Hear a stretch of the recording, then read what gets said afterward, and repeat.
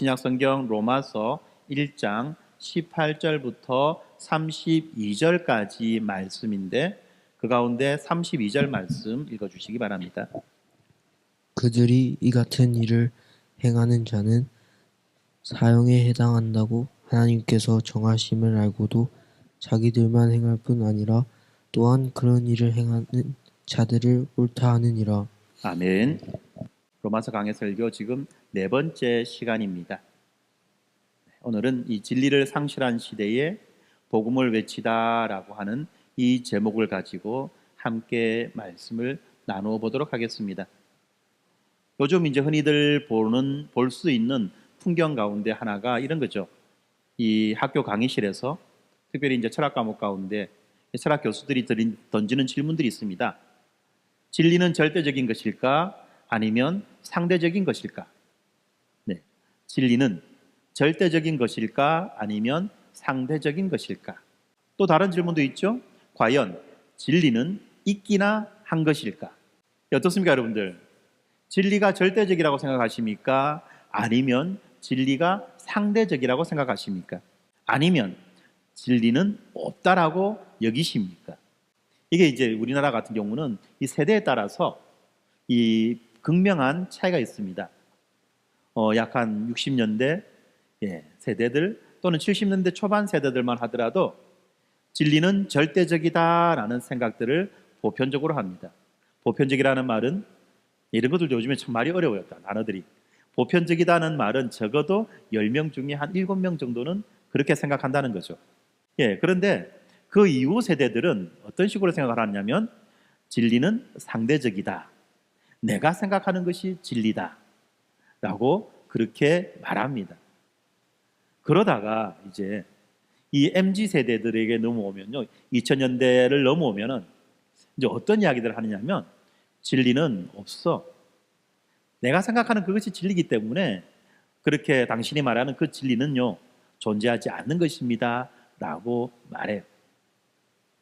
참 이 세대에 따라서 이 극명한 차이들이 있습니다. 그만큼 이 우리나라는 이 압축 성장이라고 하는 어떻게 보면 축복이기도 하고 어떻게 보면 날림공사기도 한 이런 이제 성장의 과정을 거치다 보니까 참 이 세대별로 아주 극명한 그런 차이점들이 드러납니다. 특별히 오늘날 이제 학교나 또는 어떤 이런 교육의 현장에서 이제 그런 이야기 하죠. 이제 학생들이 진리는 절대적입니다라고 말하면요. 교수들이 먼저 웃으면서 이야기해요. 참 고리타분한 지식을 갖고 있구나. 너는 참 생각이 꽉 막혔구나. 그런 식으로 말하는 겁니다. 그거는 네 생각이고 그거는 네 믿음이고 그거는 네 생각이고 그것이 모두에게 있어서 진리가 되는 것은 아니다. 라는 식으로 아예 이 진리를 상대화시켜 버립니다. 다 상대화시키는 거예요. 상대적인 거예요. 그러니까 이것이 이제 어떤 학교에서 일어나는 어떤 그런 모습이 아니라 우리 살아가는 삶 전체의 모습이기도 하다는 겁니다.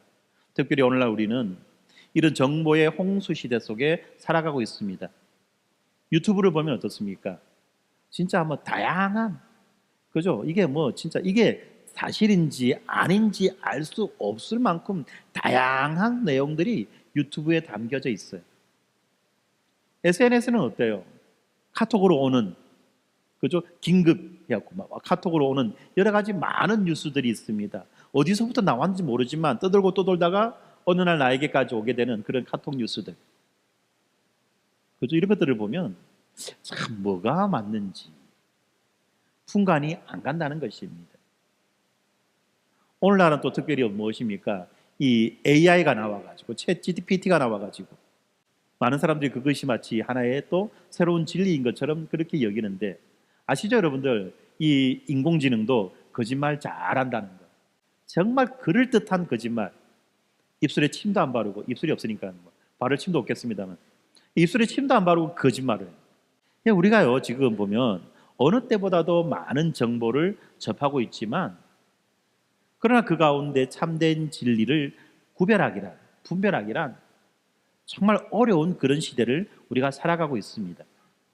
각각 자기만의 진리를 주장하고 또 그 주장마저도 상대화되고 그러다 보니까 이 절대 진리는요 이 구시대의 유물이 되어버린 겁니다. 더 이상 진리가 무엇이냐라고 하는 이 질문은 아무 가치가 없는 질문인 거예요. 아무도 이 질문을 하지 않아요. 이것은 더 이상 우리가 궁금해야 할 그런 영역이 아니라는 것입니다. 오히려 이런 질문은 우리가 피해야 되는 그런 질문이 된 거예요. 기술은 진보했지만 도덕은 후퇴합니다. 이성은 발전하지만 영혼은 더 혼란스러운 것이 우리가 살아가는 이 시대라는 것입니다. 무엇이 옳은지, 무엇이 선한지, 무엇이 아름다운지에 대한 이런 기준조차도 불분명한 이 시대 속에서 우리는 결국은 이 진리를 상실해 버리고만 그런 시대를 살아가는 것입니다. 그렇지 않습니까? 이 후기 현대주의, 포스트 모더니즘을 지나면서 모든 진리가 상대화되어 버립니다. 그래서 각자의 소견에 옳은 대로 살아가는 거죠. 근데 여러분들, 이렇게 각자의 소견에 옳은 대로 살아가면서 자기 자신의 생각이 진리라고 그렇게 주장하면서 살아가는 이 시대 속에 또 어떤 흐름이 생겨나고 있는지 여러분들 아십니까? 그런 거예요. 처음에는 자기 생각대로 옳은 대로, 자기 생각이 옳은 것처럼 그렇게 믿고 살아가다가 보니까 어때요? 여러 가지 많은 문제들에 부딪힙니다. 그리고 스스로가 깨달아, 내가 생각하는 것이 진리가 아닐 수도 있겠다. 이것을 깨달아 아는 순간 우리는 자연스럽게 어디로 향하느냐 하면 다른 사람들은 어떻게 살고 있지라고 옆으로 눈을 돌립니다. 그리고 그 사람들의 생각과 그 사람들의 살아가는 삶의 방식을 나도 모르게 따라 살아가고 있어요. 특별히 그 가운데 몇몇 사람들, 목소리가 크고 사람들을 어떤 자기의 이익 때문에 선동하는 사람들이 생겨나게 되고, 그럼에도 불구하고 사람들은 이 선동에 쉽게 쏘가 넘어가서 그것이 마냥 진리인 것처럼 따라가는 거죠. 이것을 뭐라고 말하느냐 하면 대중주의다라고 말해요. 대중주의. 상대주의가 이제 지나면서, 상대주의가 아주 극단적으로 흘러가면서 이제는 이 상대주의가 어디로 변질되느냐 하면 대중주의로 변질되는데, 이 대중주의라고 말하는 것은 한마디로 말하면 유행 따라 살아가는 거예요. 이제 어떻습니까? 유행에 사람들이 이제는 어마어마하게 민감한 거예요. 유행을 따라가 살지 못하면 마치 시대에 뒤떨어진 사람인 것처럼 그렇게 여겨진다는 겁니다. 그런데 여러분들, 유행이 뭡니까? 유행을 절대 진리라고 말할 수 있나요? 말할 수 없어요. 아무도 그 유행을 가지고 절대 진리라고 말하지 않아요. 그럼에도 불구하고 마치 절대 진리인 것처럼 그 유행을 따라서, 맹목적으로 그 유행을 따라서 살아가는 것이 오늘날의 사회라는 것입니다. 진리를 잃어버린 자들의 삶의 모습이 이렇게 대중주의로 가는 거예요. 대중주의는 결국은 우민화로 가죠. 선동당하는 겁니다. 이것이 우리가 살아가는 이 시대의 현실이라는 겁니다. 그런데 놀라운 것은 이 성경이 이미 우리가 살아가는 이러한 현실을 예고하고 있어요. 이미 말하고 있는 것입니다. 오늘 우리가 보는 이 로마서 1장 18절부터 32절까지 이 말씀은요, 단순히 바울이 1세기 로마의 사회를 바라보고 그 로마의 사회를 향한 그 비판, 이 글이 아니라는 것입니다. 오늘 우리가 보았던 이 말씀은 지금 우리 시대를 향한 하나님의 진단서이기도 하다는 것입니다. 본문이 뭐라고 말합니까? 인간이 하나님을 알면서도 그 하나님을 영화롭게도 하지 아니하고 오히려 자기 스스로를 지혜롭다고 여기며 우상을 섬기고, 그 결과 하나님께서는 그들을 내버려 두신다는 겁니다. 이 내버려 두시는 이 심판의 상태에 처하게 되었다는 것을 보여주고 있는 말씀입니다. 이것은 단지 교회 밖의 세상의 이야기만이 아니죠. 교회 안에도, 우리들의 가정과 우리들의 삶 속에도 하나님을 영화롭게 하지 아니하고 자기를 중심에 두는 그러한 문화가 스며들고 있습니다. 이런 현상에 대해서 성경은 말합니다. 하나님의 진노가 하늘로부터 나타나나니. 이 하나님의 진노는 우리가 흔히들 생각하는 것처럼 단순한 어떤 분노, 감정의 작용이 아니라 이 진리를 거부한 인간에 대한 하나님의 거룩하고 공의로운 반응인 것입니다. 우리는 진리를 모르는 시대를 살아가는 것이 아닙니다. 오히려 진리를 알지만 그 진리를 외면하고 그 진리를 부정하는 그런 시대를 살아가고 있는 것입니다. 하나님은 자신을 자연과 양심을 통해서 분명히 나타내셨습니다. 인간은 그 진리를 받아들이기보다는 오히려 무시하고 외면하며 자신을 세우는 길로 나아갔죠. 오늘 우리가 나누는 이 말씀은 인간의 타락한 상태를 세 가지로 설명합니다.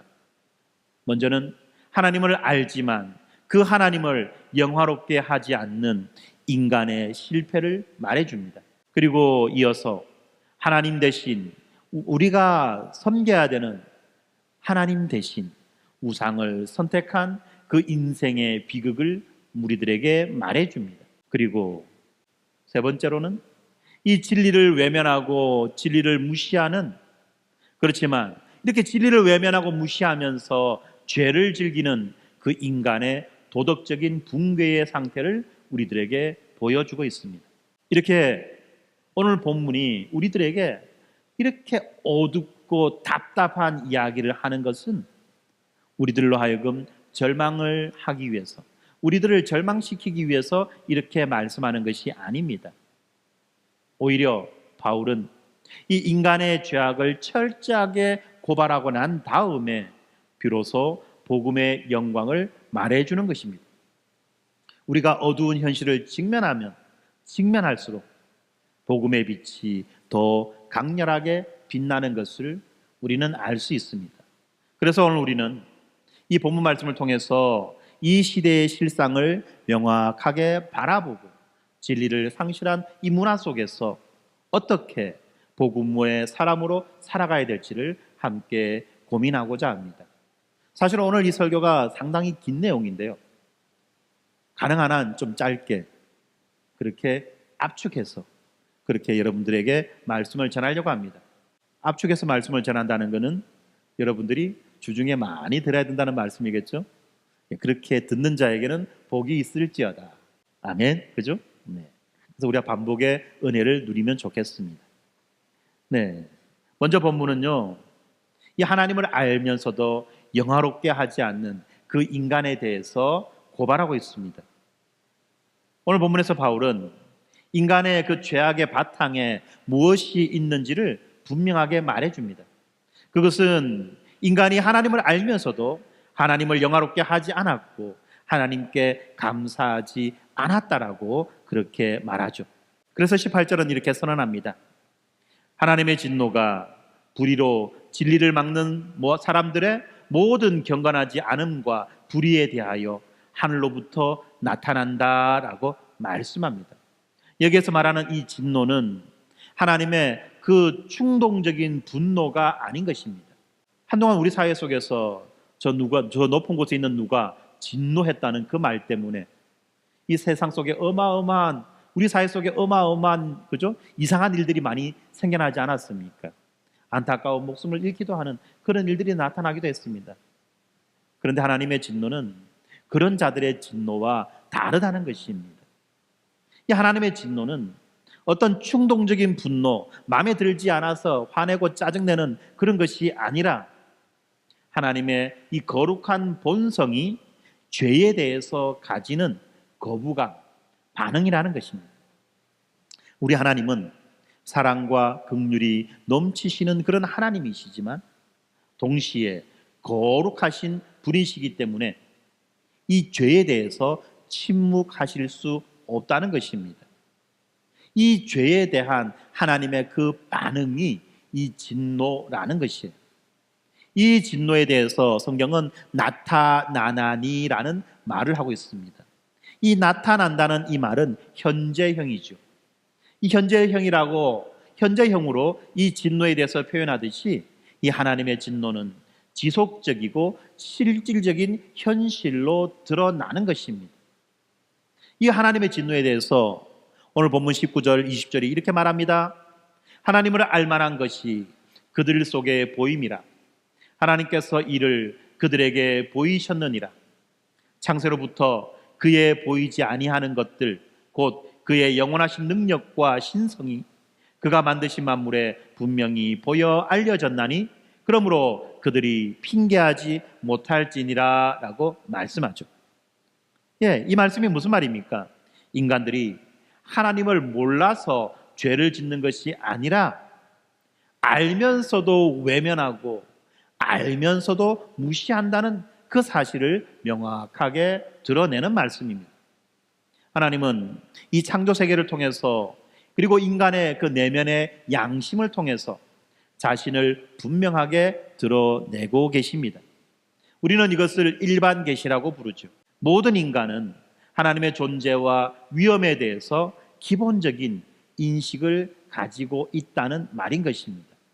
칼빈은 이러한 기본적인 인식을 하나님에 대한 지식의 씨앗이다라고 그렇게 말했습니다. 하나님은 이 모든 인간의 마음속에 하나님을 인식할 수 있는 능력을 심어 놓으셨다는 것이죠. 인간은 하나님을 알 만한 충분한 근거를 가지고 있으며 그렇기 때문에 핑계할 수 없다는 것입니다. 그렇지만 인간이 어떻게 반응합니까? 이어지는 21절에서 이렇게 말합니다. 하나님을 알되 하나님을 영화롭게도 아니하며 감사하지도 아니하고 오히려 그 생각이 허망하여지며 미련한 마음이 어두워졌나니라고 말씀합니다. 인간의 근본적인 죄가 무엇입니까? 인간적인 근본의 죄는 무지가 아닌 불순종이라는 것입니다. 무지가 아닌 불순종이라는 거예요. 몰라서가 아니라 알지만 의지적으로 의도적으로 하지 않는다는 거예요. 바울이 뭐라고 말합니까? 인간이 하나님을 알지만 그 하나님을 영화롭게도 하지 않았고 하나님께 감사하지도 않았고 그 결과 생각이 헛되고 마음이 어두워졌다고 그렇게 말합니다.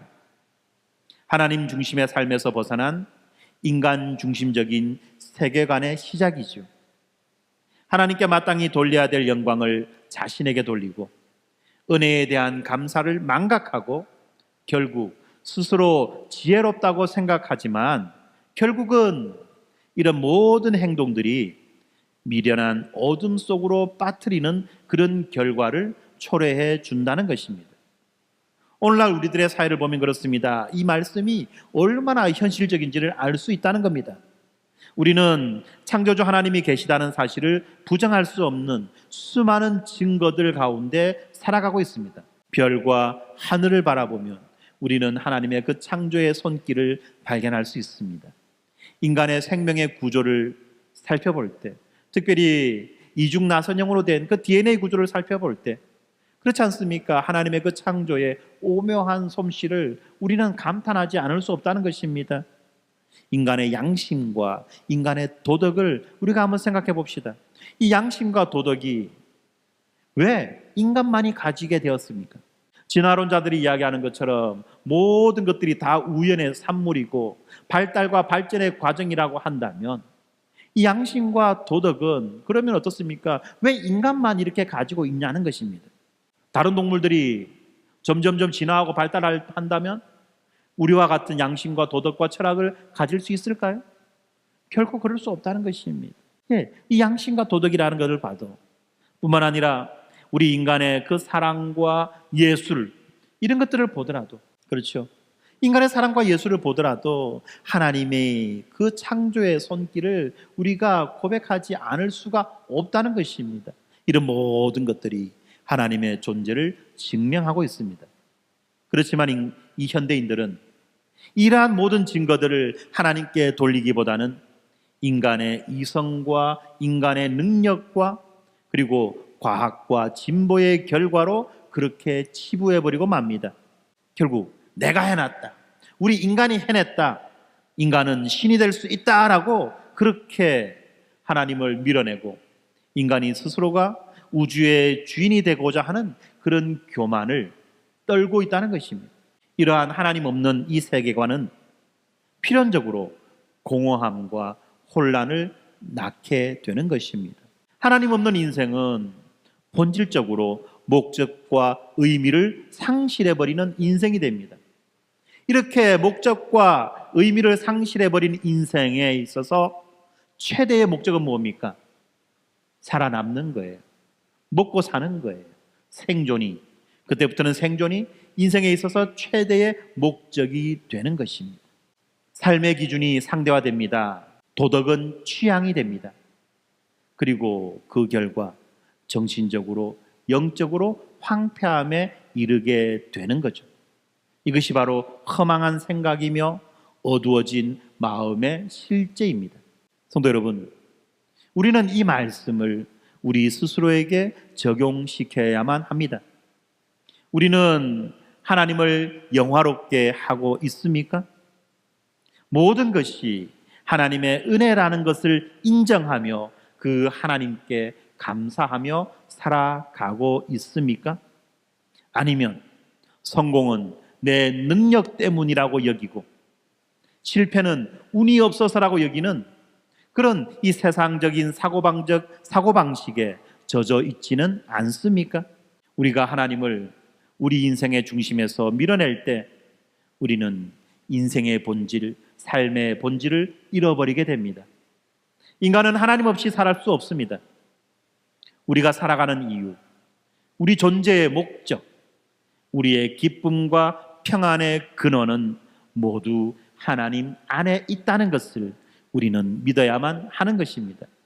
그래서 하나님께 영광 돌리는 삶, 하나님께 감사하는 삶이야말로 우리가 인간답게 살아가는 삶이라는 것을 반드시 기억해야만 합니다.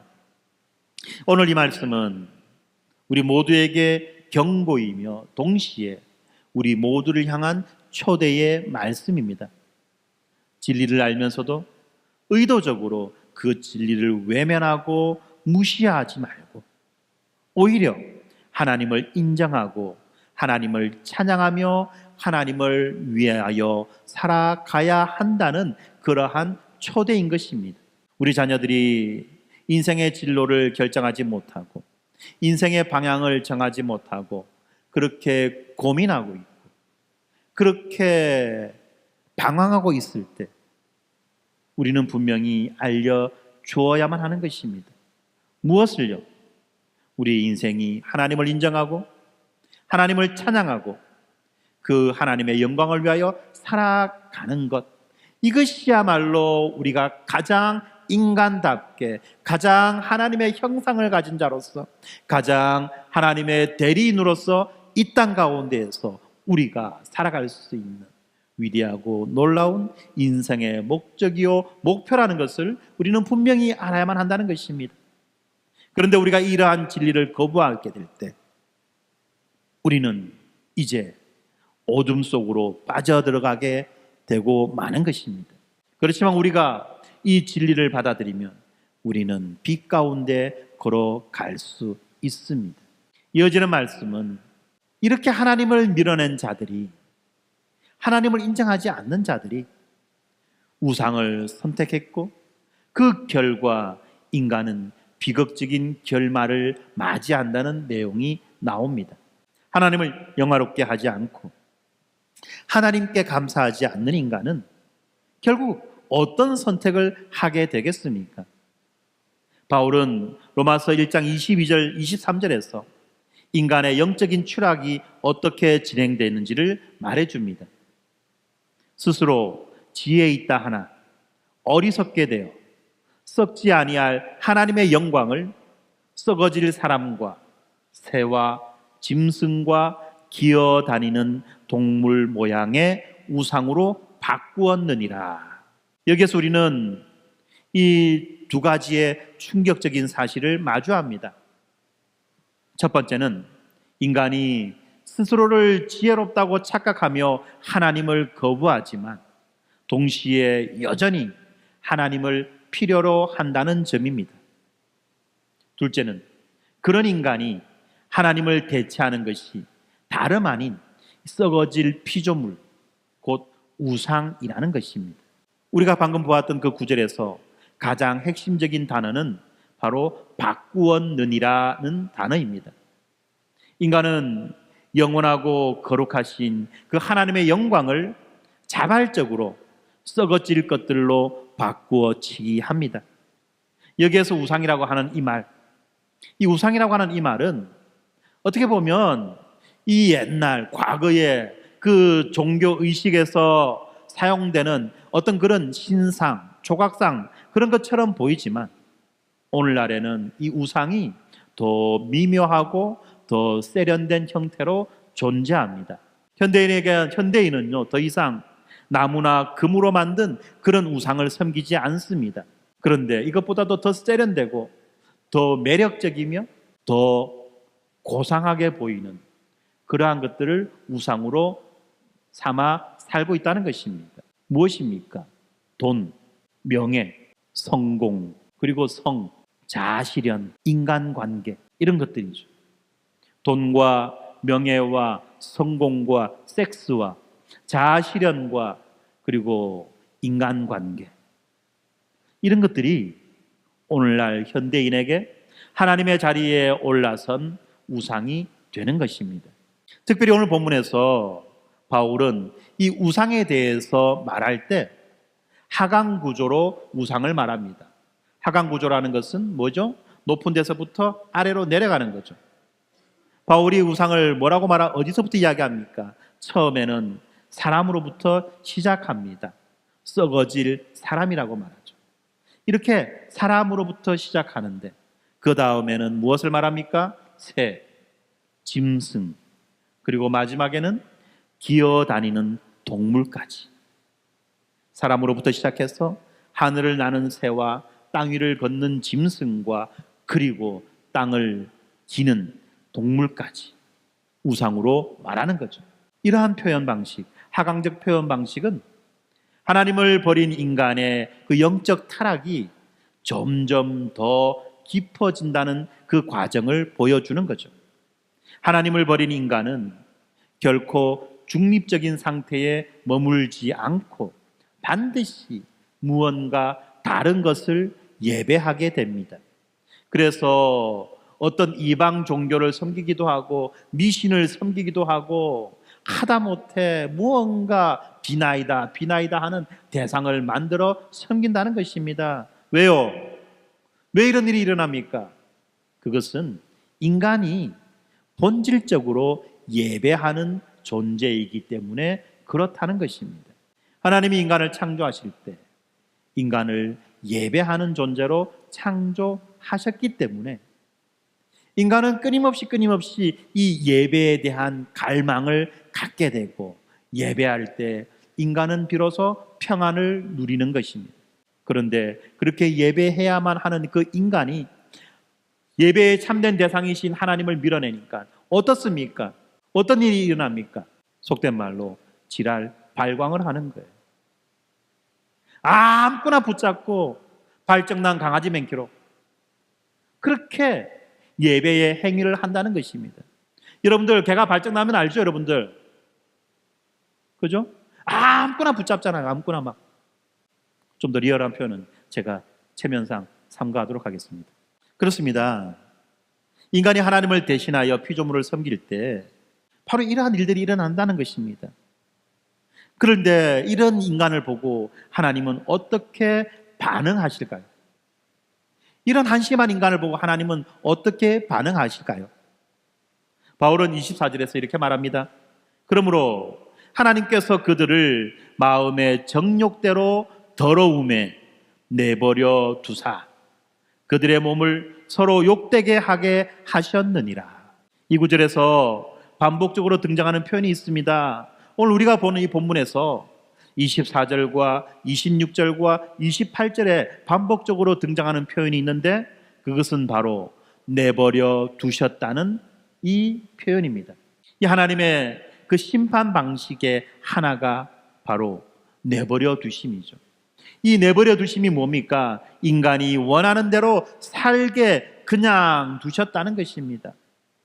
한 번쯤 야단칠 만도 하신데 한 번 쥐어 박을 만도 하신데 야단치지도 않고 쥐어박지도 않고 그냥 내버려 두었다는 것입니다. 그렇습니다. 하나님은 인간이 스스로 선택한 그 죄의 길을 억지로 막지 않으시고 자기 선택의 결과를 경험하도록 허용하신다는 것입니다. 자기가 선택한 그 결과를 스스로가 감당하도록, 스스로가 경험하도록 그렇게 허용하신다는 거예요. 이것이 바로 하나님의 소극적인 심판입니다. 그 결과 24절 이후로 하나님의 그 소극적인 심판이 어떻게 나타나고 어떤 결과를 낳게 되는지 성적 타락을 예로 이렇게 보여줍니다. 여자들도 순리대로 쓸 것을 바꾸고 영리로 쓰며 남자들도 순리대로 여자 쓰기를 버리고 서로 향하여 음욕이 부릴 듯 한다라고 말합니다.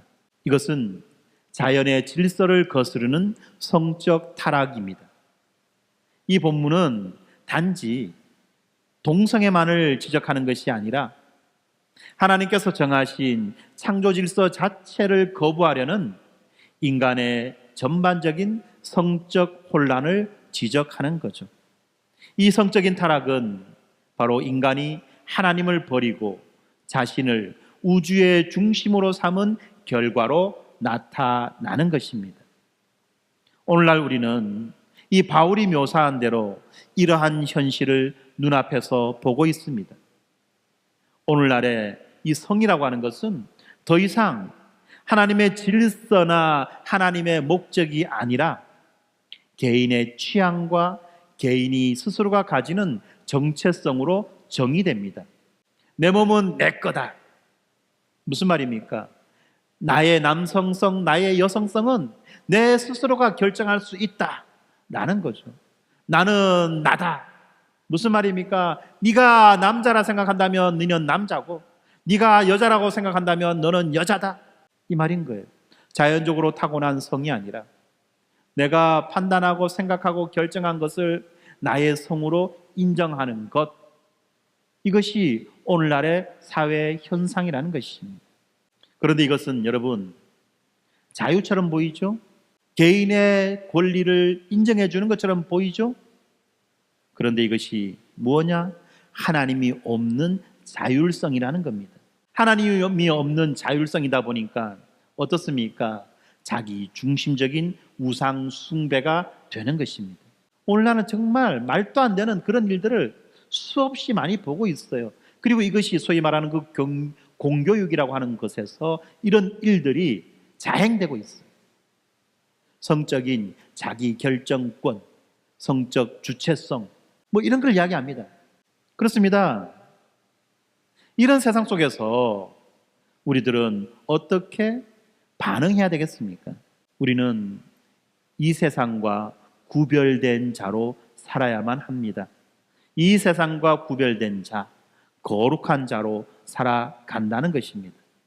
하나님께서 창조로 정하신 질서를 기쁘게 받아들이고 그리고 이 창조의 목적에 따라 우리의 성, 남성이냐 여성이냐 하는 이것을 이해해야 한다는 것입니다. 물론 이러한 생각들, 이러한 자기의 그 남성성과 여성성을 거부하고 부정하는 생각들의 그 기저에 무엇이 깔려 있는지 충분히 알고 있습니다. 성적 차별, 성적 박해, 성적 억압이라고 하는 이러한 죄악의 요소가 깔려 있다는 것을 압니다.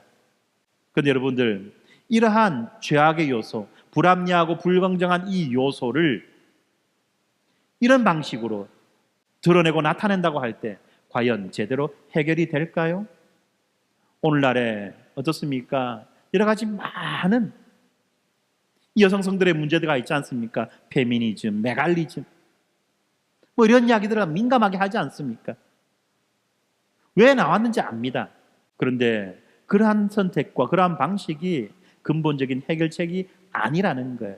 인간이 죄를 범함으로 인하여 하나님을 떠나 죄인으로 살아간 그 결과로서 상대적으로 약한 자들이 억압당하고 핍박당하고 착취당하고 모욕당해 왔던 거예요.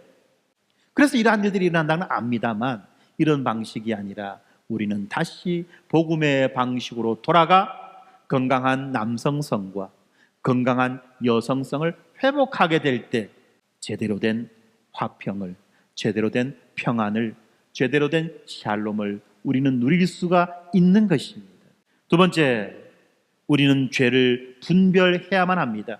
죄가 죄라는 것을 우리는 분별해야 돼요.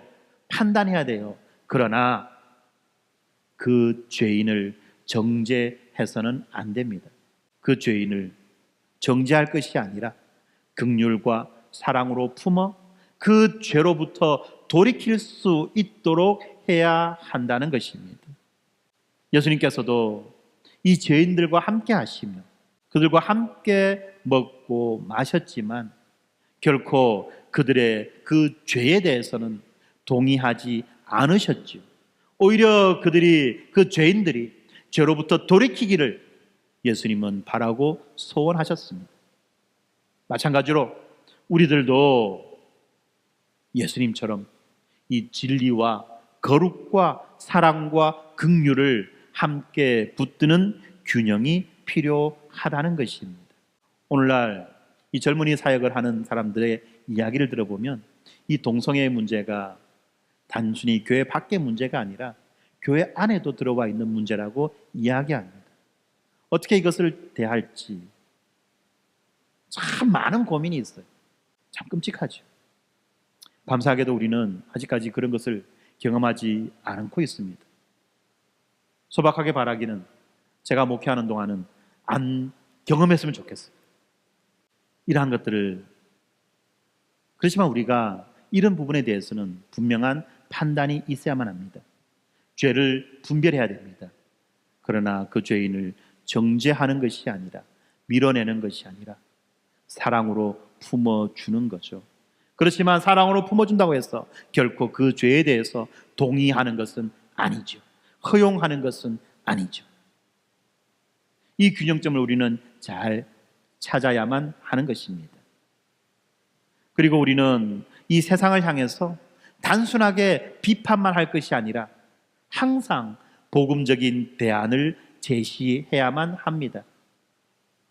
이 복음적인 대안을 제시하는 자야말로 이 땅을 다스릴 수 있는 하나님의 대리인이라고 말할 수 있는 것입니다. 비판은요, 누구나 할 수 있습니다. 불평하는 건요, 누구나 할 수 있어요. 그러나 복음적인 대안을 제시하는 것은 누구나 하지 못하는 것입니다. 그렇기 때문에 우리는 늘 이 세상을 향해서 복음적인 대안을 제시해야만 하는 것입니다. 그리고 하나님께서 정하신 이 질서 속에 진정한 자유와 기쁨이 있다는 것을 우리들의 삶으로 보여주어야만 하는 것입니다. 그렇게 해서 우리의 자녀들이 나는 죽어도 우리 엄마처럼 살지 않을 거야. 우리의 딸들이 나는 죽어도 우리 엄마처럼 살지 않을 거야. 우리의 아들들이 나는 우리 아빠 같은 사람은 안 될 거야. 적어도 이런 생각은 하지 않도록 딸들이 나는 우리 엄마와 같은 그런 인생을 살고 싶어.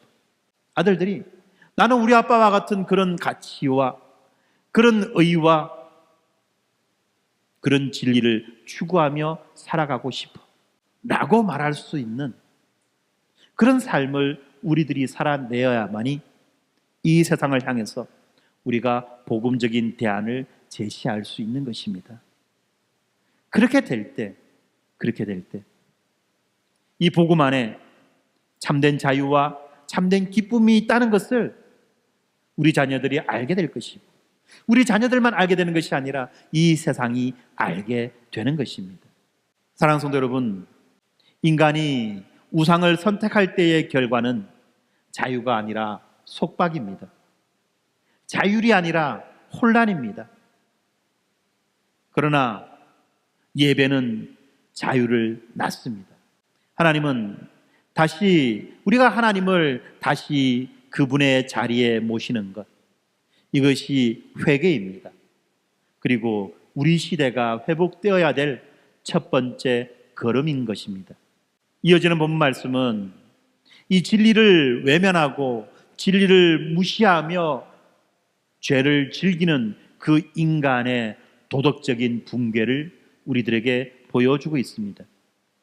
바울은 이 본문의 마지막 부분에서 하나님을 거부한 인간의 타락이 이 개인의 차원을 넘어서서 사회 전체의 도덕적인 붕괴로 이어지는 모습을 생생하게 보여줍니다. 단순한 한 시대의 도덕적인 저하가 아니라 하나님을 버린 인간이 어디까지 나락으로 떨어질 수 있는지를 보여주는 말씀이라는 것입니다. 28절에서 이렇게 말합니다. 또한 그들이 마음에 하나님 두기를 싫어하며 하나님께서 그들을 그 상실한 마음대로 내버려 두사 합당하지 못한 일을 하게 하셨으니라고 말합니다. 여기에서 우리가 눈여겨봐야 될 것은 마음에 하나님 두기를 싫어했다는 것입니다. 이것은 단순한 무지나 어떤 중립적인 태도가 아니라 의도적인 거부요, 의지적인 배척입니다. 하나님이 존재한다는 그 지식은 분명히 있지만 하나님이 통치하고 하나님이 다스리신다는 그 지식은 분명히 있지만 그것을 마음에 두는 것을 싫어하고 하나님의 통치를 거부하며 자신이 주인이 되고자 하는 영적 반역이라는 것입니다. 그 결과 하나님은 인간을 상실한 마음에 내버려 두셨다고 말씀합니다. 여기에서 말하는 이 상실한 마음, 헬라어로 아도키모스라고 하는 이 상실한 마음은 판단력과 도덕성이 무너진 상태를 의미합니다. 다시 말해서 인간은 옳고 그름을 분별할 능력을 잃어버렸습니다. 진리와 거짓, 선과 악의 경계가 사라졌습니다. 바른 것을 틀렸다고 하고 틀린 것을 옳다고 주장하는 시대, 이것이 바로 우리가 살아가고 있는 이 시대의 모습입니다. 그렇지 않습니까? 눈에 뻔하게 보이는 그러한 사실마저도 왜곡시키고 합리화시키는 것이 이 시대의 모습이라는 거예요. 특별히 29절부터 31절까지는 그 상실한 마음의 결과로 나타나는 이 죄악의 목록이 등장합니다. 모든 불의와 추악과 탐욕과 악의가 가득한 자요, 시기와 살인과 분쟁과 사기와 악독이 가득한 자요, 수군수군하는 자요, 비방하는 자요, 하나님께서 미워하시는 자요, 능욕하는 자요, 교만한 자요, 자랑하는 자요, 악을 도모하는 자요, 부모를 거역하는 자요, 우매한 자요, 배약하는 자요, 무정한 자요, 무자비한 자라. 이 수많은 목록은 단순한 이 도덕적 결함의 나열이 아닙니다. 범죄의 목록이 아닙니다. 하나님을 떠난 인간의 영적 상태가 얼마나 전면적으로, 얼마나 철저하게 망가졌는지를 보여주는 진단표라는 것입니다. 여기에는 세 가지 영역이 포함되어 있습니다. 먼저 개인적인 타락입니다. 탐욕과 교만과 우매함은 인간 내면의 붕괴로 나타나는 개인적인 타락입니다. 그리고 분쟁과 수군거림과 비방과 부모를 거역함은 타인과 관계의 단절로 나타나는 관계의 파괴입니다. 그리고 배약과 무정과 무자비함은 이 공동체 윤리가 와해된 사회적 붕괴를 말해주고 있습니다. 우리는 이 중 어느 것도 낯설지 않지요. 오늘날 우리들의 사회를 봅시다. 불의가 정의인 양 포장되고 폭력이 권리라는 이름으로 합리화되고 도덕이 단지 개인 선택의 문제가 되어버린 현실, 부모를 거역하는 자녀, 서로를 비방하는 이웃, 무자비하게 타인을 공격하는 이 인터넷의 익명성 문화, 이 모든 것들은 바로 하나님을 마음 밖으로 밀어낸 문화의 증상입니다.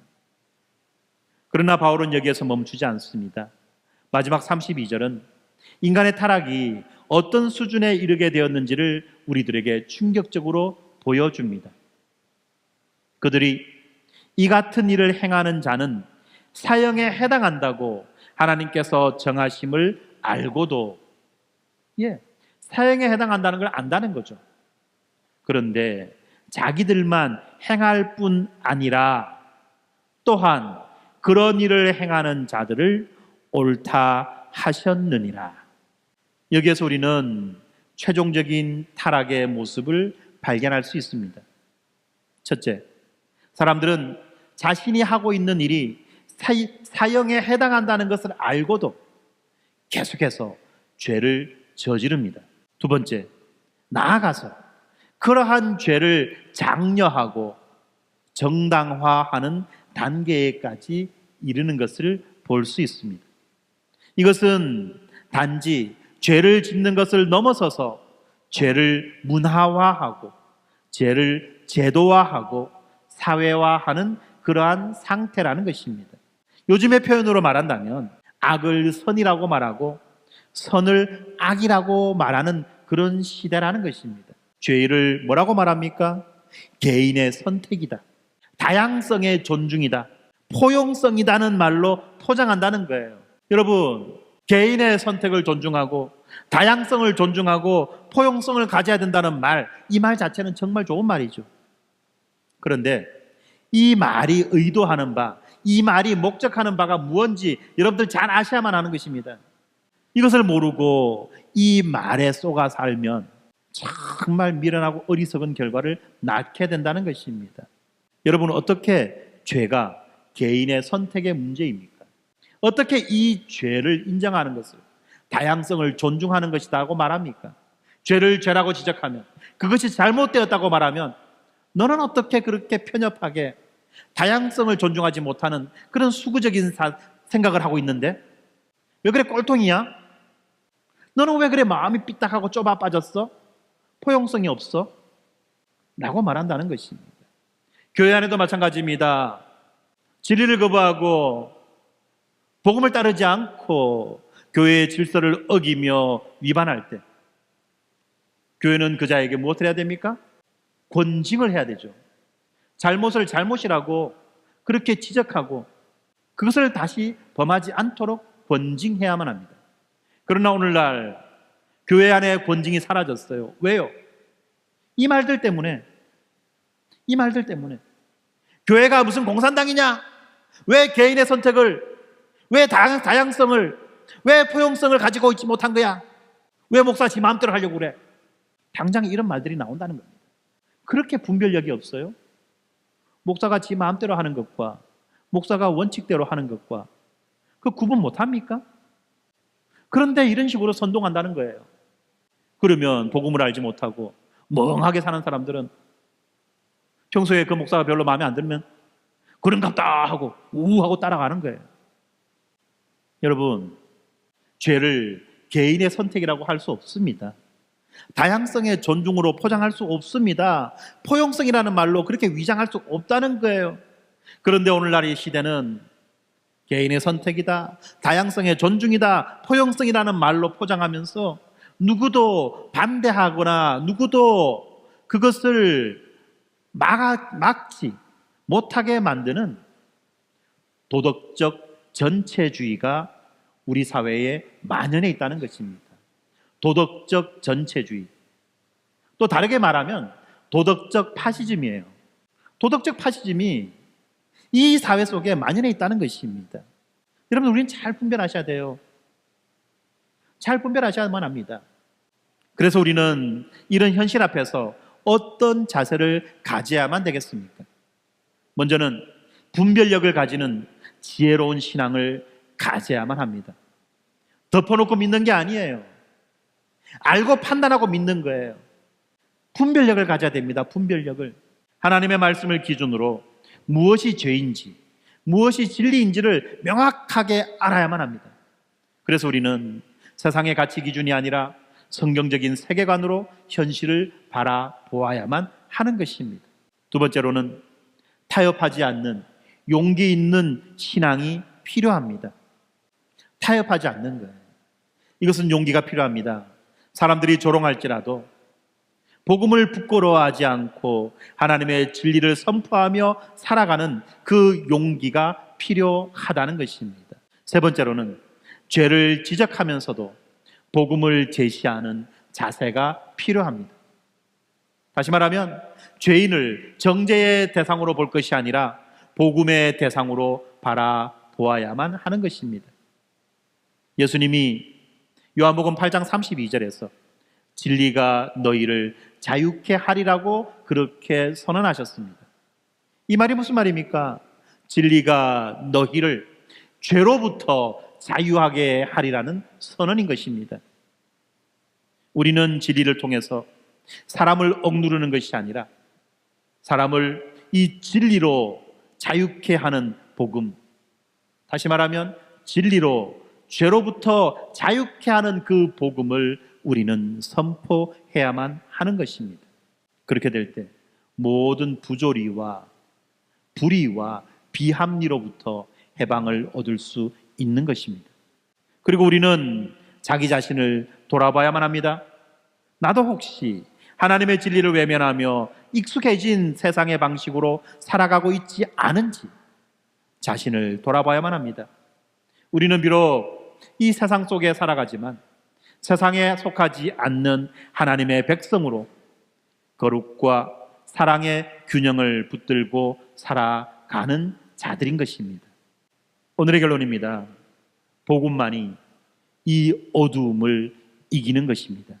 사랑하는 성도 여러분, 오늘 우리는 이 본문 말씀을 통해서 하나님을 알면서 그분을 영화롭게 하지 않고 오히려 진리를 무시하고 외면하며 죄를 선택한 인간의 비극적인 전락을 함께 살펴보았습니다.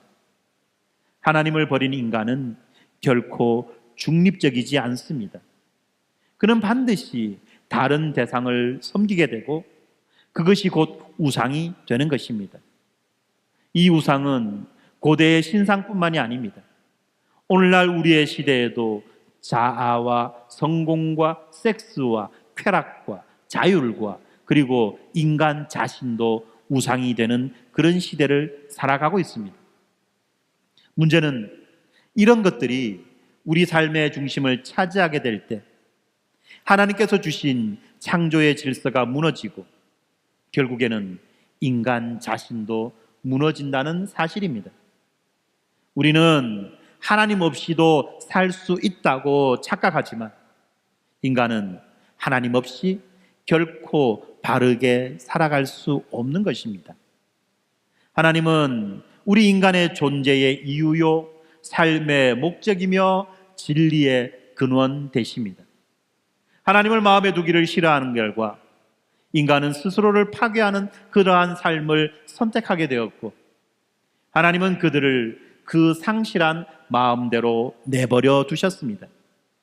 이것이 바로 로마서 1장이 보여주는 암울하고 무거운 현실입니다. 그런데 바울은 여기에서 설교를 끝내지 않지요?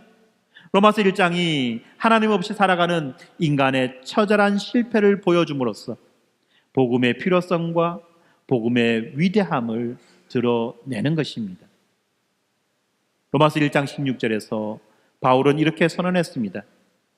내가 복음을 부끄러워하지 아니하노니 이 복음은 모든 믿는 자에게 구원을 주시는 하나님의 능력이 됨이라. 아멘. 이 복음이 무엇입니까? 복음은 우리가 아무리 타락하고 우리가 아무리 부패했다고 할지라도 하나님께서 여전히 우리를 사랑하셔서 예수 그리스도를 이 땅에 보내주셨고 우리의 죄값을 십자가에서 대신 지셨다는 소식입니다. 우리가 받아야 할 그 사형 선고를 예수님이 대신 받으셨고 누구든지 예수님을 그리스도로 믿기만 하면 의롭다 하심을 얻고 하나님과의 그 관계가 회복된다는 소망의 소식입니다. 이 복음은 단지 죄 사함을 말하지 않습니다.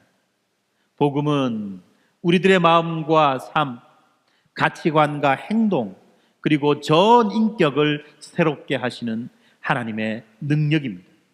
그래서 바울은 복음을 부끄러워하지 않는다고 고백합니다. 사랑하는 성도 여러분, 우리는 지금 오늘 우리가 읽었고 살펴보았던 그러한 세상 속을 살아가고 있습니다.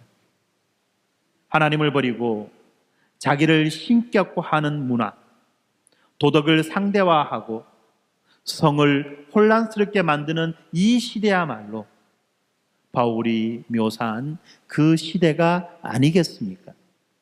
그렇기에 우리는 더욱 이 복음을 붙들어야만 하는 것입니다. 그래서 오늘 우리는 몇 가지 결단을 함께 하고자 합니다. 첫 번째는 진리를 외면하거나 무시하지 말고 진리를 받아들이는 삶을 살아갑시다. 이것은 하나님의 말씀을 내 삶의 기준으로 삼고 모든 영역에서 하나님을 주인 삼는 삶을 살아가는 것입니다. 내 인생의 목적이 하나님의 영광을 드러내고 나타내는 것, 내 인생의 목적이 하나님의 영광을 위한 목적이 되는 것, 이것을 말하는 것입니다. 그리고 두 번째는 하나님을 영화롭게 하고 날마다 감사하는 삶을 회복해야만 하는 것입니다. 내가 누리는 모든 것이 하나님의 은혜라는 것을 인정하며 우리의 입술과 우리의 삶으로 하나님께 영광을 돌려드리는 것입니다. 세 번째는 우리가 붙잡고 있는 그 우상을 제거하고 우리가 의지하고 있는 그 우상을 제거하고 하나님을 내 삶의 중심으로 다시 모셔드리는 것입니다. 돈과 성공과 사랑과 자아와 섹스, 어떤 것도 하나님보다 앞서지 않게 해야만 한다는 것입니다. 그리고 네 번째로는 복음을 부끄러워하지 않고 담대히 복음을 선포하며 살아가는 것입니다. 세상은 진리를 미워할 수 있지만 우리는 사랑으로 진리를 말하며 그리스도의 복음을 자랑하며 살아가는 것입니다. 그리고 마지막으로 먼저 나로부터 회개하며 새롭게 시작하는 것입니다. 오늘 우리가 보았던 본문 말씀은 단순히 세상을 향한 고발만이 아니란 것입니다. 나에게도 하나님을 영화롭게 하지 않았던 삶의 부분이 있는지를 돌아보고 회개함으로 새로운 삶을 시작해야만 하는 것입니다. 어둠은 결코 빛을 이길 수가 없습니다. 어두웠던 오늘 본문의 말씀에 이어지는 다음 장으로 가면 죄인은 믿음으로 말미암아 살리라는 소망의 약속이 등장합니다. 다시 말하면 복음은 여전히 이 시대를 살리는 하나님의 능력이라는 것입니다. 복음은 진리를 무시하고 외면하는 세상 속에서 진리를 회복하게 만드는 하나님의 도구입니다. 오늘 우리 모두가 그 복음을 부끄러워하지 않고 진리를 드러내는 자로 살아가기를 주님의 이름으로 축원합니다. 아멘. 함께 기도합시다. 은혜와 진리의 아버지 하나님, 오늘도 우리를 거룩한 예배의 자리로 부르시고 진리의 말씀 앞에 서게 하여 주셔서 감사합니다.